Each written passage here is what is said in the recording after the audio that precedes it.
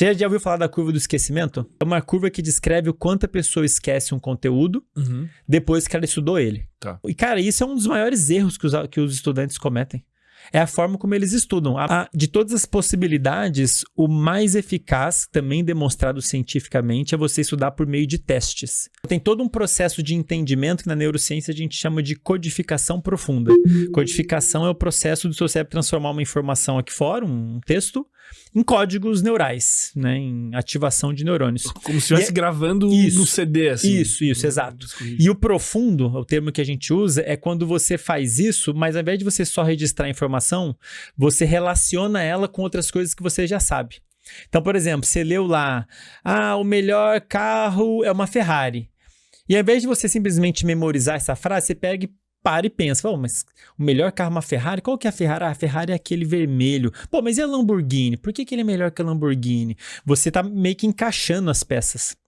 Então esse processamento que você faz em cima da informação, ele é fundamental para você até consolidar ela, né? Aquela informação. Depois, quando você vai pôr no papel, talvez só ponha uma parte dessa, botar, a Ferrari é o melhor carro, mas isso não quer dizer que não tem todo o entendimento por trás. Por que a Ferrari é o melhor carro, né?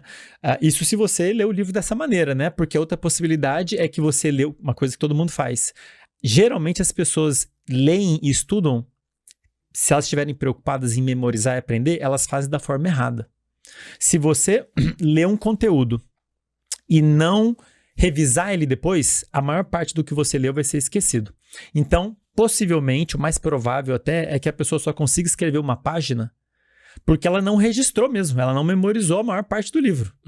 Eu só sei, André, mas o que eu tenho que fazer para eu memorizar a maior parte do livro? Você tem que ir lendo e aos poucos você tem que ir fazendo um processo que a gente chama de revisão ativa, que é você tentar lembrar o conteúdo sem consultar ele. O que seria isso num livro ou num material? É você ler o material, um capítulo, fecha o livro, um capítulo, uma página, não sei, uma quantidade X, você fecha.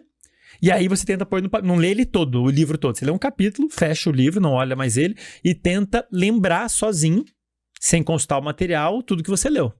Esse esforço que você tem para tentar achar essa informação vale ouro do ponto de vista de aprendizado, do ponto de vista de formação de memória.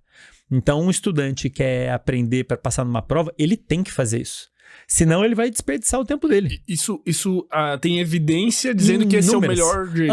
Tem inúmeras evidências, não é uma, o Fermento. Tem revisão, tem estudo, uma caralhada. Tem tanta evidência científica que eu fico chocado de não ser amplamente de não ter divulgado. sido ensinado, sei lá, na escola.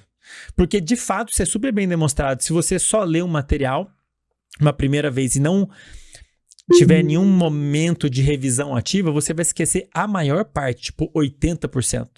Agora, o jeito certo ele é mais custoso e leva mais tempo, né? Porque uma coisa é você ler o livro direto, outra coisa é você ler um capítulo, parar, tentar lembrar tudo. Como que você pode fazer isso? Pode fechar e tentar explicar para alguém que você acabou de ler.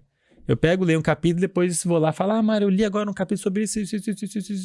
Esse esforço que eu tenho de tentar lembrar, para o seu cérebro é como se ele entendesse assim, essa memória que eu estou reativando com esse meu esforço para falar para alguém e para botar no papel, ela deve ser importante. Entendi. Uma memória que está sendo reativada, que está sendo buscada, entende-se que ela é importante, essa memória passa por um processo que a gente chama de reconsolidação. Ela fica mais firme no cérebro. Então, e cara, isso é um dos maiores erros que os estudantes cometem. É a forma como eles estudam. A maioria estuda lendo e relendo. Lê, relê, ou aula. Assiste a videoaula, reassiste, assiste. É o pior método de estudo de todos. Se você for fazer uma prova no dia, talvez funcione.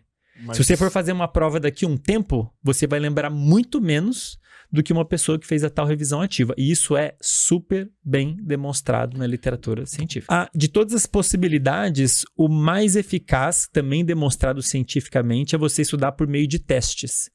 Então você lê um material e responde perguntas sobre o material. Porque daí te obriga a fazer isso. Sim, porque é uma forma de você até direcionar seu cérebro a buscar alguma informação específica.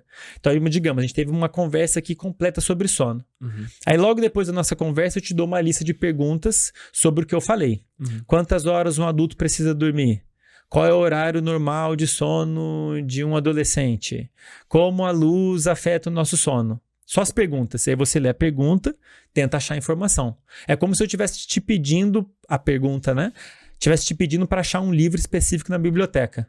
Né? E aí você vai lá, busca na sua biblioteca de memórias e tenta achar aquela informação. E essa busca ativa, como eu disse, vale ouro, cara. Só que é mais custoso e toma mais tempo. Mas, porra, tipo, é muito melhor do que tu ler um negócio e tu simplesmente esquecer. Porque tu vai esquecer a maior parte. A diferença é gritante, assim, os experimentos... Tu aplica isso faz tempo. Cara, na verdade, eu demorei pra aprender sobre isso, né? Eu já era professor quando estudei sobre isso e eu fiquei assim... O problema foi que puta que pariu. Tu estudou e não fez, aí tu esqueceu. Eu estudei errado pra caramba. Eu não fiz isso, esqueci o dado. Não, quem me dera, cara. Porque, na verdade, foi um dado tão chocante que é difícil esquecer, cara.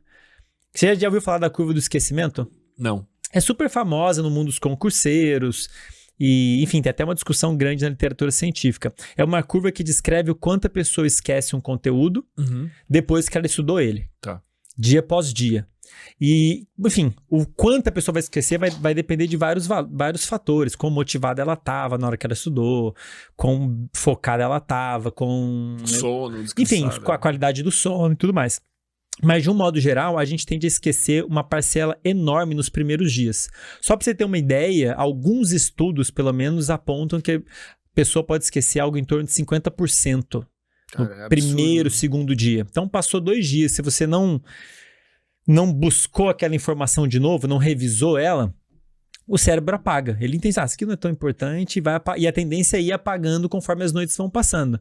A regra é essa, né? Aquilo que não é, aquela informação que não é reativada, entende-se que não é relevante, porque ela não está sendo usada, então é como se fosse um livro numa biblioteca que ninguém aluga.